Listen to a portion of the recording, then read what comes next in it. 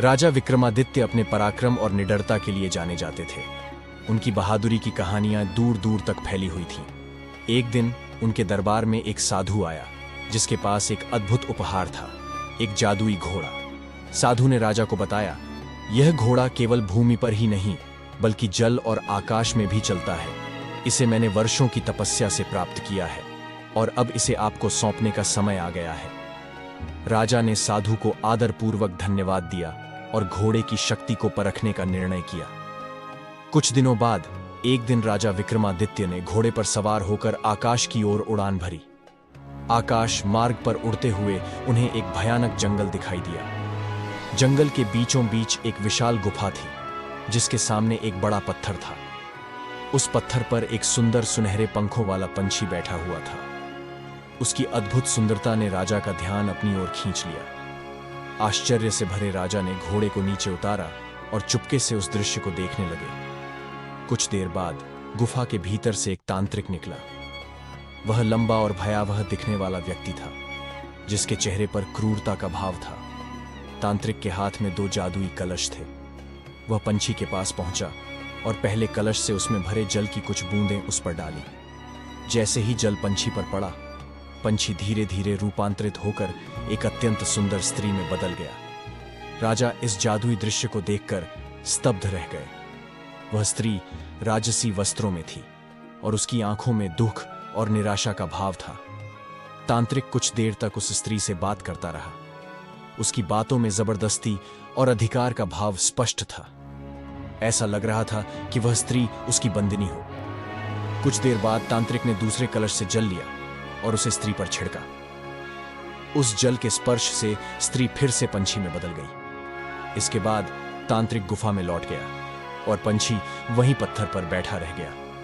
राजा विक्रमादित्य के मन में रहस्य और क्रोध का भाव उमड़ने लगा।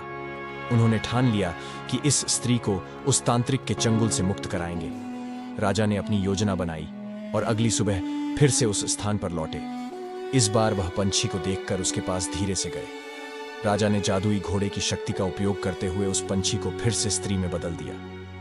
वह स्त्री स्तब्ध होकर राजा की ओर देखने लगी। राजा ने कहा, हे देवी, कृपया मुझे बताइए कि आप कौन हैं और इस तांत्रिक के जाल में कैसे फंस गई। स्त्री ने अपने दुख भरे स्वर में कहा, राजन, आप यहां से चले जाइए। यह तांत्रिक अत्यंत शक्तिशाली है और वह आपको भी मार डालेगा। राजा मुस्कुराए और बोले, मेरा कोई कुछ नहीं बिगाड़ सकता। मैं उज्जैन नगरी का राजा विक्रमादित्य हूं। आप बताओ, आपकी यह दशा किस कारण हुई। स्त्री की आंखों में आंसू भर आए। उसने धीरे धीरे अपनी कहानी सुनानी शुरू की। मेरा नाम राजकुमारी चंद्रलेखा है। मैं एक दूरस्थ राज्य की राजकुमारी हूं।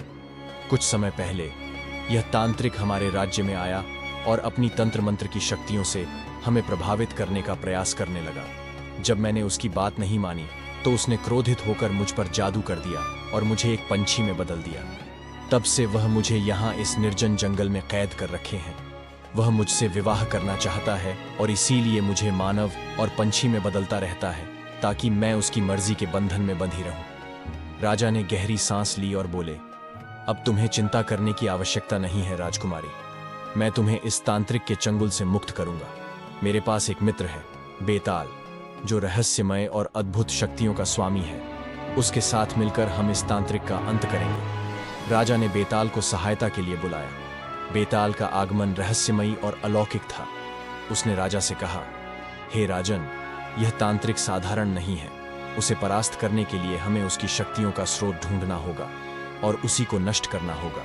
राजा ने पूछा, बेताल, वह शक्ति कहाँ हो सकती है। बेताल ने अपनी अद्भुत दृष्टि का उपयोग करते हुए कहा, उस गुफा में एक गुप्त स्थान है जहां तांत्रिक ने अपनी शक्ति का स्रोत छुपा रखा है। हमें उसी स्थान पर पहुंचना होगा, लेकिन यह कार्य अत्यंत कठिन होगा। राजा और बेताल ने गुफा की ओर प्रस्थान किया।